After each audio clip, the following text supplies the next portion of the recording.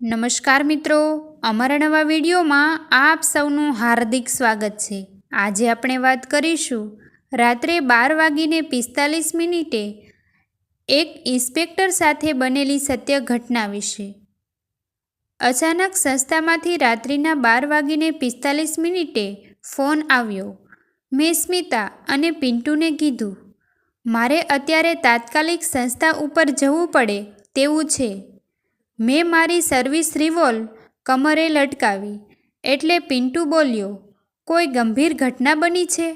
મેં કીધું, હા, એવું જ સમજી લે। પિન્ટુ કહે, પપ્પા, હું તમારી સાથે આવું છું। પિન્ટુએ રાત્રિના સુમસામ રસ્તા ઉપર 100 કિમીની સ્પીડે કાર ભગાવી રહ્યો હતો। મેં માત્ર તેને રસ્તામાં એટલી જ સલાહ આપી, તું સંસ્થાની ઓફિસમાં પહોંચીને સીસીટીવી કેમેરા થોડા સમય માટે બંધ કરી દેજે। પિન્ટુએ બ્રેક મારી કાર ઊભી રાખી। રાત્રિના 1:30 થયા હતા। ત્યાં દરેક રૂમની લાઇટો ચાલુ હતી।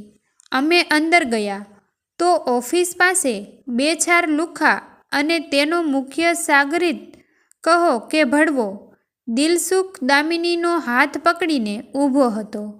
આખી સંસ્થાની દીકરીઓએ હાથમાં જે આવ્યું એ હથિયાર લઈ આ લુખ્ખારાઓને ઘેરી ઊભી રહી ગઈ હતી।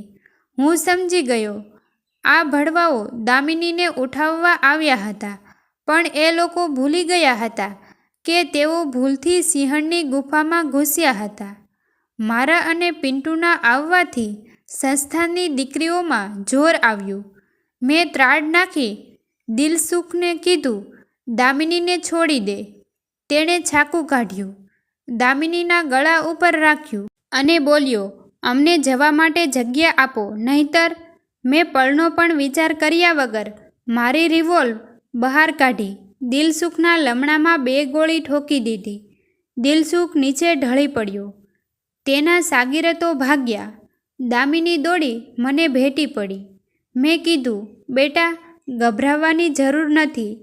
આ સંસ્થામાં રહેતી દરેક સ્ત્રીઓ મારી દીકરી છે। તેની ઉપર આંખ ઊંચી કરનારનો અંજામ આવો જ હોય।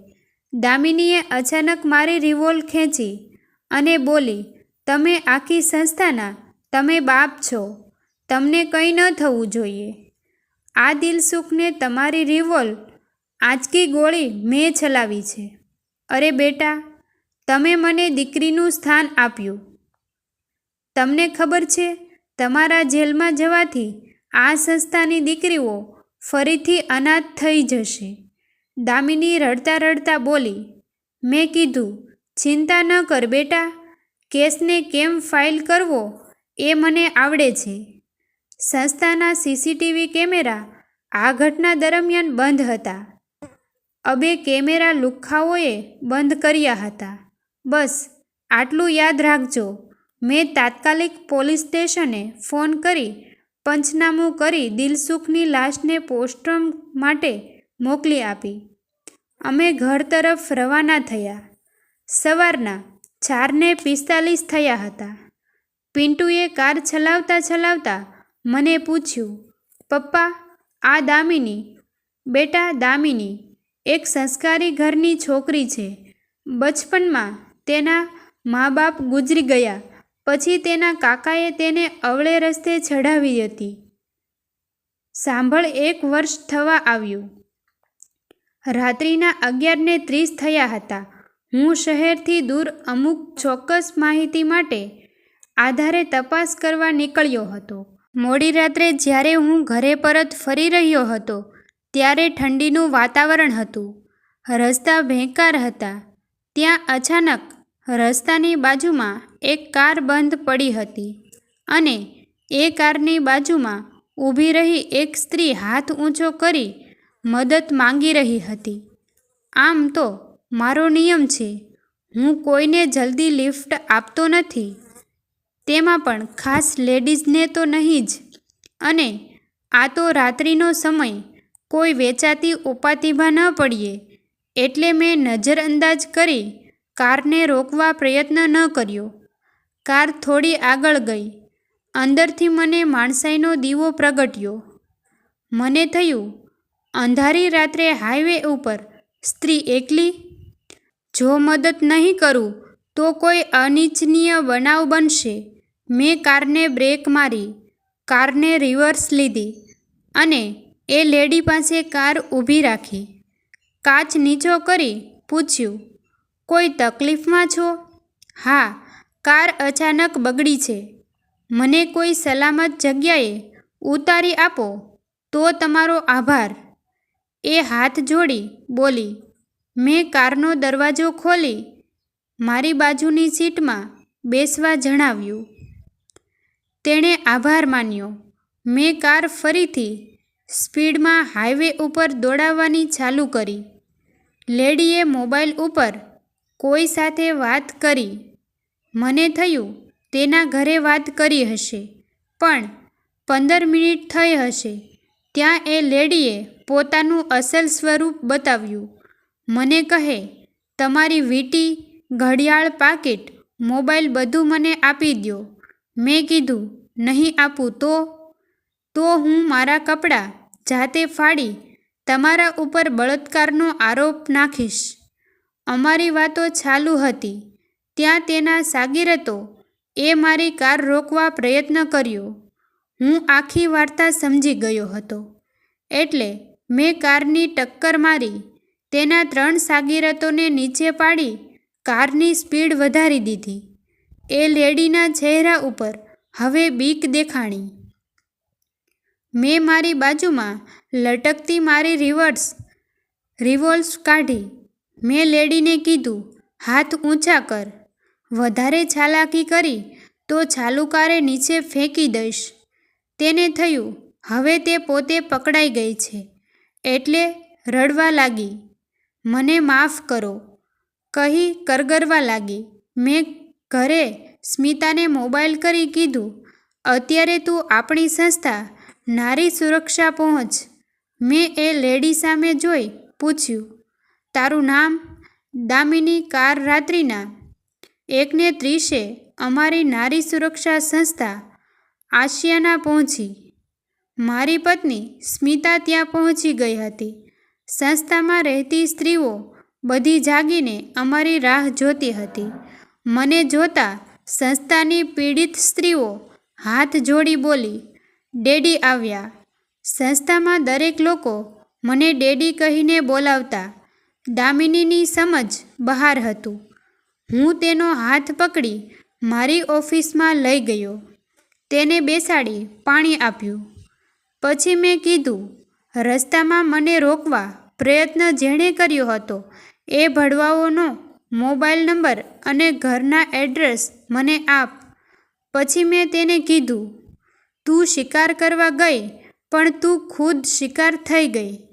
મને ઘણા સમયથી એવી માહિતી મળી હતી કે હાઈવે ઉપર રાત્રિના અમુક ભડવાઓ તમારી જેવી સ્ત્રીઓને ઉપયોગ કરીને સારા માણસોને ફસાવે છે. લે આ વીંટી, ઘડિયાળ, પાકીટ. તારું પેટ આનાથી ભરાતું હોય તો. તને ખબર છે, તારી જેવી સ્ત્રીઓને કારણે કોઈ રસ્તા ઉપર ખરેખર મદદ માંગે તો કોઈ ઊભા નથી રહેતા. તારી એક નીચ હરકતને કારણે સંસારમાં દરેક વ્યક્તિઓ સ્ત્રીઓને શંકાની નજરથી જોતા થઈ ગયા છે. તું મને ઓળખતી નથી. હું ક્રાઇમ બ્રાન્ચ ઇન્સ્પેક્ટર પંડ્યા છું. હું તને સીધી પોલીસ સ્ટેશને લઈ જઈ શક્યો હોત, પણ હું તને સુધારવા માટે તક આપું છું. તારી ઉંમર મારી દીકરી જેવડી છે. આપણા અંગત સ્વાર્થ માટે કોઈ વ્યક્તિ બદનામ થાય તેવા આરોપ ન નાખવા જોઈએ.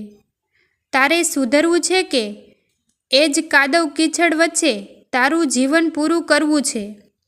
એ વિચારી મને સવારે કહેજે. આ સંસ્થાની દરેક સ્ત્રી મારી દીકરીઓ છે. તેની સલામતીની ખાતરી હું આપું છું. એટલે તારે કોઈ પણ લુખ્ખા કે ભડવાઓથી ગભરાવવાની જરૂર નથી. તારો બાપ જીવે છે. તારા ભણવાથી લગ્ન સુધીની જવાબદારી મારી હશે. એટલે ગભરાયા વગર વિચારી તારો નિર્ણય મને જણાવજે. એ દિવસે દામિની મને ભેટી ખૂબ રડી, પોતાની અંગત બધી હકીકત કીધી. તે બોલી, મેં બાપની છત્રછાયા ગુમાવી હતી, પણ આજે ફરીથી ઈશ્વરે મને એ છાયા પરત આપી છે. આજથી મારું સમગ્ર જીવન અને એક એક શ્વાસ હવે તમને સમર્પિત. આ દામિનીનું વચન છે. બસ બેટા, આ દામિનીની દુઃખભરી કહાની છે. પિન્ટુ બોલ્યો, પપ્પા, તમારી પ્રવૃત્તિથી હું પ્રભાવિત થયો છું. મારે લગતું પણ કોઈ કામકાજ હોય તો વિના સંકોચે મને કહેજો. બેટા, મારી ગેરહાજરીમાં આ સંસ્થા તારે જ ચલાવવાની છે. સંસ્થાની દરેક સ્ત્રીઓને બેનની દ્રષ્ટિએ જોવાનું રાખજે. કોઈની મજબૂરીનો લાભ ઉઠાવતો નહીં અને જે ઉઠાવતા હોય તેને છોડતો નહીં. યાદ રાખજે, જ્યારે સારા કાર્ય કરવાની ઈચ્છા થાય ત્યારે સમજી લેવું, ઈશ્વરે પોતાના પ્રતિનિધિ તરીકે આપણી નિમણૂક કરી છે. બેટા, દામિનીએ આજે સાબિત કરી દીધું, સંબંધ મોટા નથી હોતા, સંબંધ સાચવનારા મોટા હોય છે. ખોવાઈ જવું પડે છે પારકાને પોતાના કરવામાં, બાકી ઓળખાણ તો બધાની બધે હોય જ છે. લાગણી આપણી, સંબંધ આપણો નિભાવો ત્યારે ખબર પડે કે કોણ આપણું. આપણો સમય અને શક્તિ એવી જગ્યાએ વાપરવી જ્યાં આપણી લોકો રાહ જોતા હોય. હું ગર્વ સાથે કહી શકું કે મેં જે સંસ્થા પાછળ મારું યોગદાન આપ્યું, સમય આપ્યો, એ વ્યર્થ નથી ગયો. बेटा, ईश्वर हर रूप में हमारी मदद करने आता है. हमें उसे ढूंढना नहीं, सिर्फ पहचानना है. પિન્ટુ મારી સામે જોઈ બોલ્યો, આજે મેં ખાખી વર્દીમાં ઈશ્વરને જોયો. Salute my dear dad. મિત્રો, આવા જ સમજવાલાયક અને જાણવાલાયક વિડીયો જોવા માટે અમારી ચેનલ આજે જ સબસ્ક્રાઈબ કરો અને વિડીયો પસંદ આવ્યો હોય તો વિડીયોને લાઈક શેર કરી તમારા અન્ય સગા સંબંધીઓ તેમજ મિત્રો સાથે શેર કરવાનું ભૂલશો નહીં મિત્રો. થેન્ક યુ મિત્રો.